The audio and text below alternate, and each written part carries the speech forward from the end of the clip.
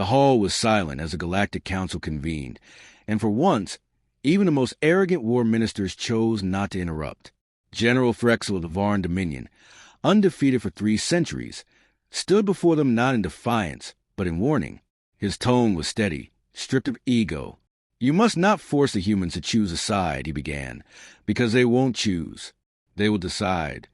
There was a flicker of disbelief among the senior delegates. Humanity had joined the galactic community only 47 years prior. They had not requested territory, protectorates, or trade concessions.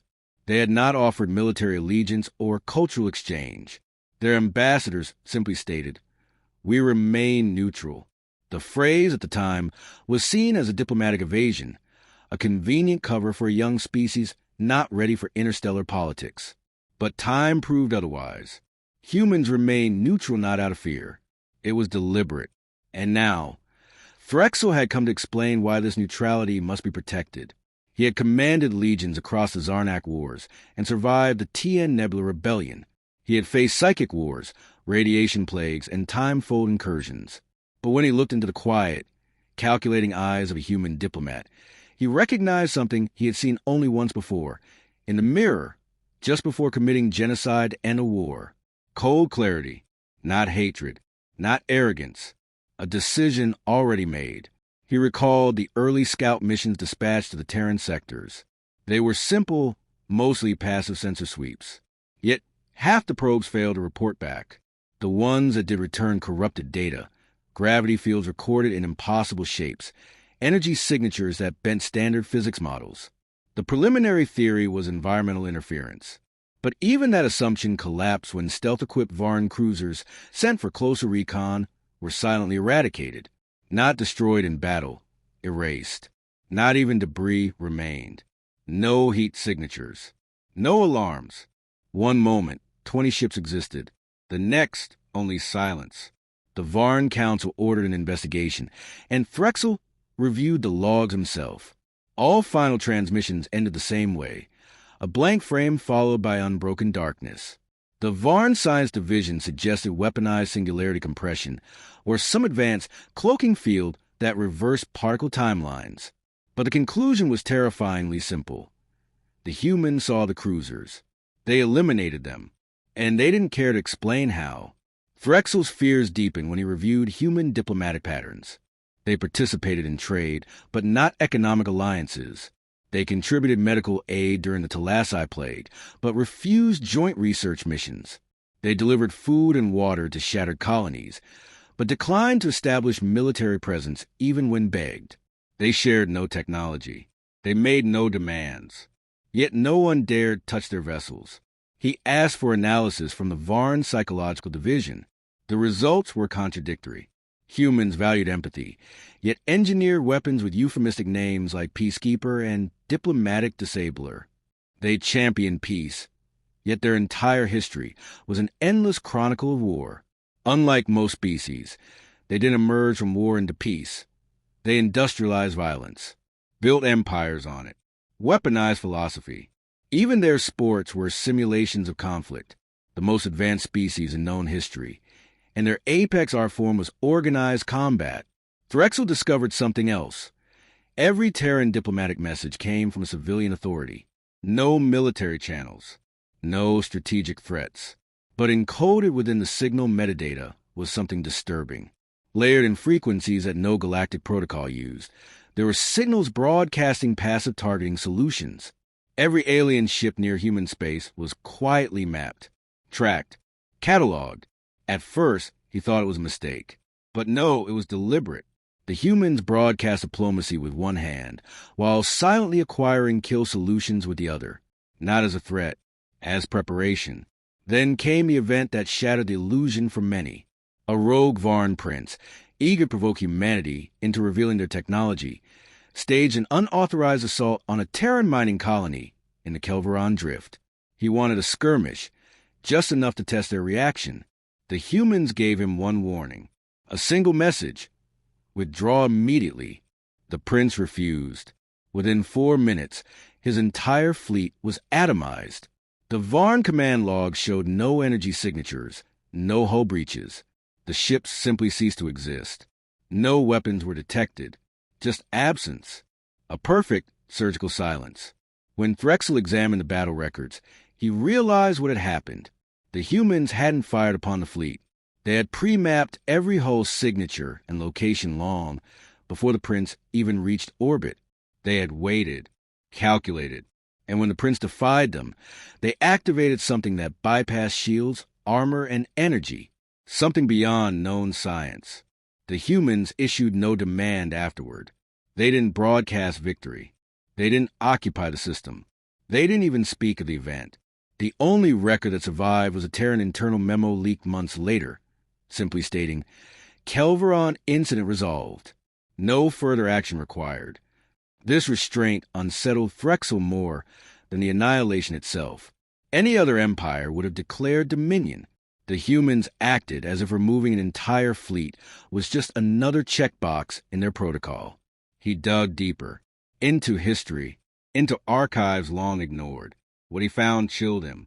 There were myths in pre-galactic civilization, stories of a vanished species that once burned a third of the Orion Arm in self-defense. The records were scrubbed, but fragments remained. They spoke of creatures who fought not to conquer, but to end threats permanently, who waged information warfare on a planetary scale, who built doomsday devices, not for deterrence, but because they expected to be betrayed, who did not bluff. Threxel compared linguistic roots, audio signatures, tactical doctrines. He reviewed every Terran battle report he could find. Then he found a phrase, used in Earth's earliest conflicts, repeated in various forms across thousands of years.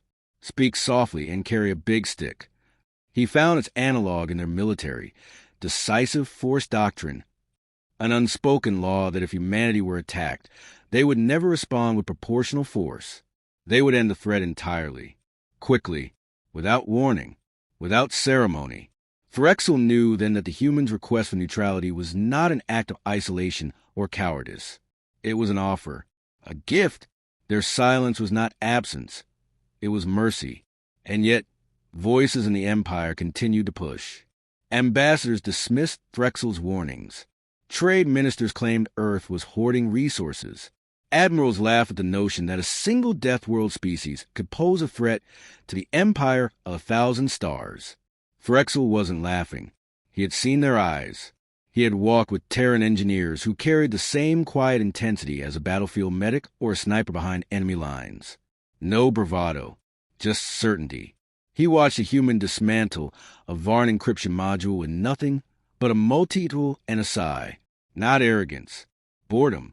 He studied their language, their stories, their jokes, and underneath every fable, every warning, every laugh was an edge, a hint of survival, so deeply embedded that it became reflex. Other species evolved to escape predators. Humans became predators. The Council chose arrogance over caution. Despite Threxel's warnings, they moved to pressure Earth. The official narrative was to encourage greater participation in galactic security, but beneath the polished rhetoric, it was coercion, trade sanctions, patrol incursions near Terran space, refusal to renew navigation pacts. The Empire believed humans would yield to isolation. They believed Earth needed them. They were wrong. The Terran response came not in words, but absence. Within days of the sanctions, every human diplomat vanished from galactic embassies. Human merchant ships disappeared from trade lanes. Their communications channels went dark, not severed, withdrawn, coordinated, calculated. The silence spread like ice through the galactic web. One by one, the other races began to notice. Disrupted logistics, missing shipments, contracts unfulfilled. Systems that once relied on quiet Terran assistance realized too late how dependent they had become. The Empire thought they could force humanity's hand. Instead, they discovered how many hands the humans had hidden. Dozens of frontier colonies across multiple species suddenly suffered cascading infrastructure failures. Power grids collapsed. Planetary networks glitched into chaos. Key systems, water purification, atmospheric regulators, orbital defense AI, all failed in precise patterns. Not destruction, but paralysis. When the Council demanded answers from Earth, they received none. But investigators discovered a shared detail in each failure zone: traces of Terran code, ancient, efficient, and deeply embedded in forgotten subsystems. Humans had been there long, before these colonies knew they were dependent. One trade minister foolishly dismissed the disruptions as coincidence. He vanished 3 days later during a diplomatic transit. His escort ship returned intact. Empty. Not a scratch, not a trace. Just cold silence where once an entire crew had existed. Every attempt to recover sensor data was met with scrambled telemetry, as if reality itself had been redacted. The message was clear: Earth was no longer neutral. Not officially, not through declaration, but through withdrawal consent. And when Earth withdrew consent, systems began to collapse. Even then, the Council refused to yield. They interpreted the disruption as sabotage rather than strategy. In desperation, they commissioned the construction of a new fleet, one designed specifically to counter Earth's supposed technological advantage. Composite stealth shielding, quantum shift drives, adaptive AI systems programmed to resist data corruption. It was called the Unification Armada, a declaration that humanity would be brought to heel. They launched the Armada in full broadcast, a show of strength, a warning wrapped in pride. Over 200 warships crossed into Terran-adjacent space. They did not fire. They did not announce hostilities. They merely entered with intent to surround, monitor, and eventually force Earth's compliance. The Armada's last broadcast lasted precisely 6 minutes. It wasn't a scream. It wasn't even static. It was data, a dense stream of compressed coordinates, incomprehensible to most species. But a handful of Terran-educated technicians deciphered it. It was a star map, a targeting grid. Each coordinate marked a position in space, a gravitational signature, and a timestamp. Every single ship in the Armada was listed. The implication was surgical. The humans had mapped their entire formation, and they were marking the time. The final entry on the grid read, "Done." After that, nothing. The Council scrambled for answers. Recon drones were dispatched. They reached the Armada's last known location and found nothing. No wreckage, no energy remnants, not even decay radiation. Just cold, dead space, as if the fleet had never existed. Over 200 capital ships erased. Panic began to spread, not among the outer colonies, but among the core worlds. They had built their societies on certainty, predictability, the illusion of order enforced by superior firepower and bureaucracy. But firepower was useless against an enemy who didn't play by known rules, and bureaucracy couldn't comprehend a foe who didn't make demands. Earth said nothing, made no statement, issued no ultimatums. They simply removed what threatened them. In the shadows of the silence, smaller powers began to defect. First came the Marin Union, whose leaders abruptly reopened all Terran trade corridors. Then the Zealoty conglomerate lifted its data embargoes, citing technical necessity. Dozens of others followed, not out of loyalty, but out of terror. These species had learned what the Council still denied, that Earth did not retaliate. It corrected. Galactic infrastructure had quietly grown dependent on Terran systems over the decades. Navigation relays, trade algorithms, astrophysical prediction networks. Earth never asked for control. They just offered solutions no one else could build. And while everyone else argued over protocols and tariffs, humanity installed software that became indispensable. And now it was gone. Logistical nightmares followed. Terraforming projects began to fail. Cryogenic freighters carrying billions of settlers found their routes corrupted. Starport AI across dozens of systems crashed due to code dependencies only Earth had maintained. Chaos didn't spread from human aggression. It spread from their absence. The most advanced empires began to see the pattern. Humanity had never needed control through war. They had achieved dominance by solving problems others ignored. Quietly, permanently, they had integrated themselves so deeply that their withdrawal triggered systemic collapse. Still, there were those who believed Earth could be coerced. The Core Pact, a coalition of the last holdouts, proposed a new offensive, not against Earth, but against their allies, those smaller species that had reestablished trade or diplomatic channels. The pack believed it would isolate humanity, force them to act. They did not understand that humans never responded to threats the way others did. When the first attacks began on the Marin worlds, humanity still did not speak, but observers noticed strange anomalies. Incoming missiles failed to detonate. Enemy fighters lost navigation. Orbital defenses fired blindly into space.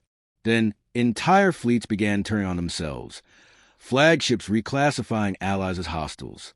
Crews blacking out with no signs of external force.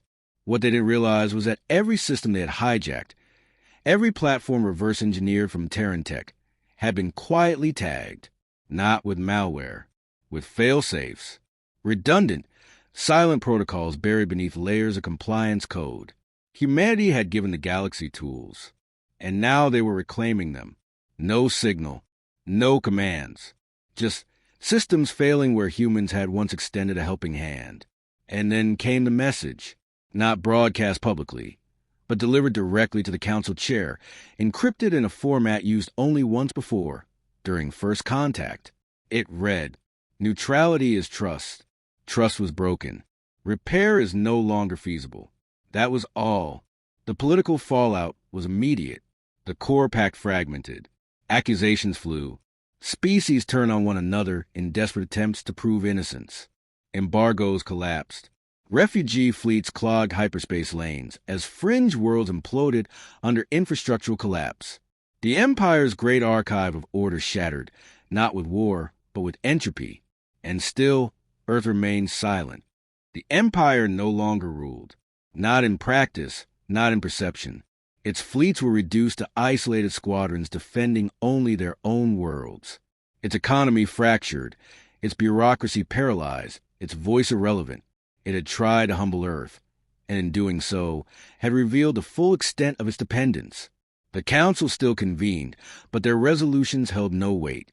Every major species now operated independently, and all quietly deferred to the same unspoken authority, Terra. But Earth issued no mandates. That was the most terrifying part. Without formal leadership, without flags or fleets demanding obedience, humanity had established itself as the unseen axis of galactic function. It was not a throne they sat upon, but a fulcrum. The power they wielded lay not in military might or conquest, but in subtle integration. Supply chains, code architecture, quantum mesh relays embedded in over 70% of galactic navigation systems. No system truly ran without Terran technology humming quietly beneath its surface. Some suspected Earth had long planned this. Others believed it was simply human nature, to solve, to adapt, to infiltrate through service. But it didn't matter. What mattered was a reality every civilization now faced. Cooperation was survival. Defiance was isolation. Entire systems that had ignored or opposed Earth found themselves reverting to pre-digital conditions. Food printers failed. Climate control grids destabilized.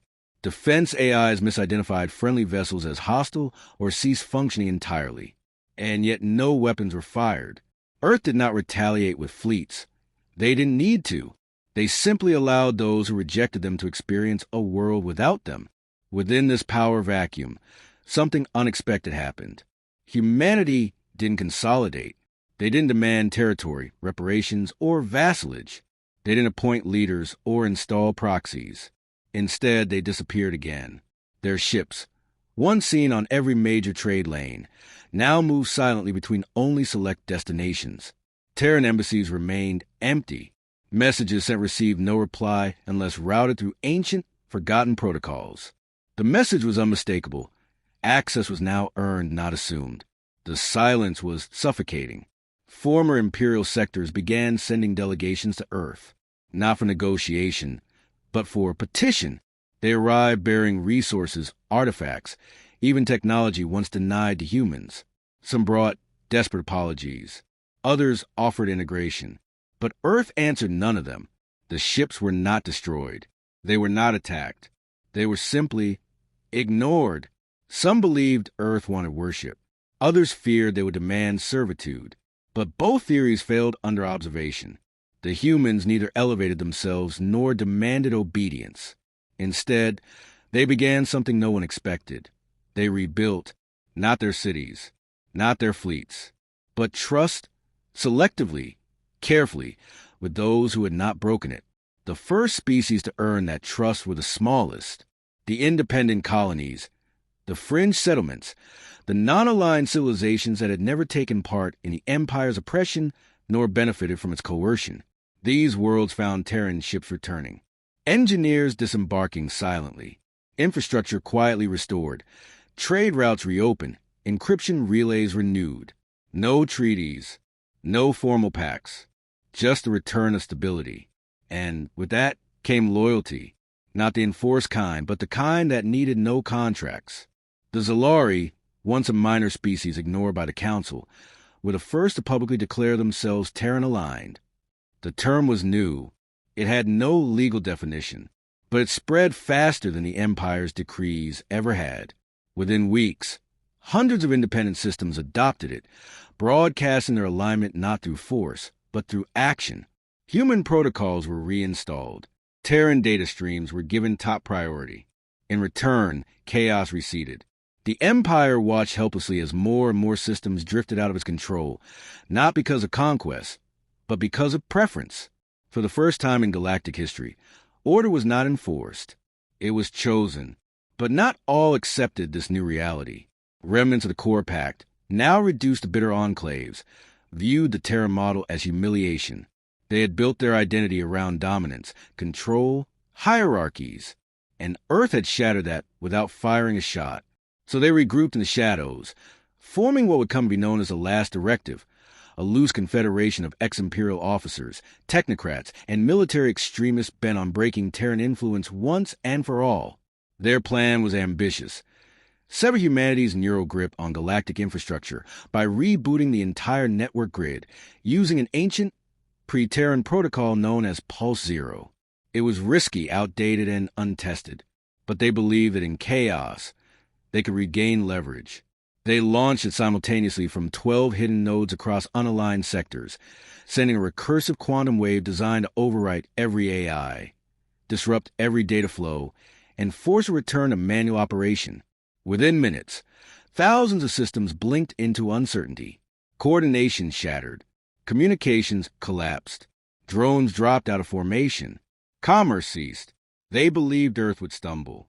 But what they didn't know was that humans had anticipated this. Within 32 seconds of Pulse Zero's activation, Earth launched Protocol Halcyon. It was never publicly documented, never referenced, never acknowledged. It was real, a countermeasure so deeply buried in the fabric of galactic computation that its activation rewrote the rules. Halcyon did not resist Pulse Zero. It absorbed it.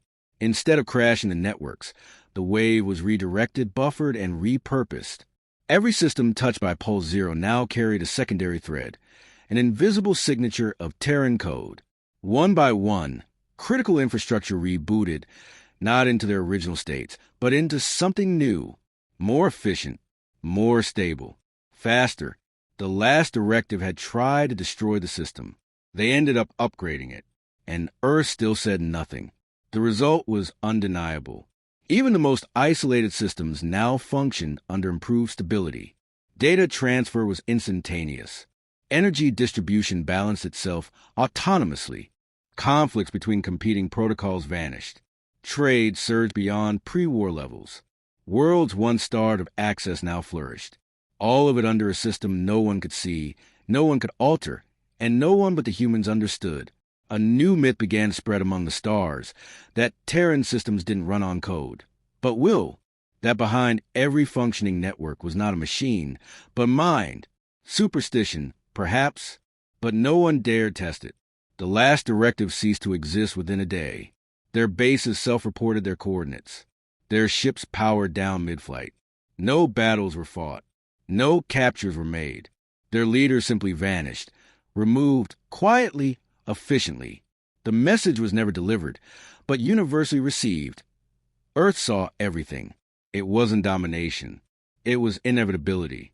Then, for the first time since the Armada's disappearance, Earth transmitted a message. It was brief. No introduction, no sign-off. Just data.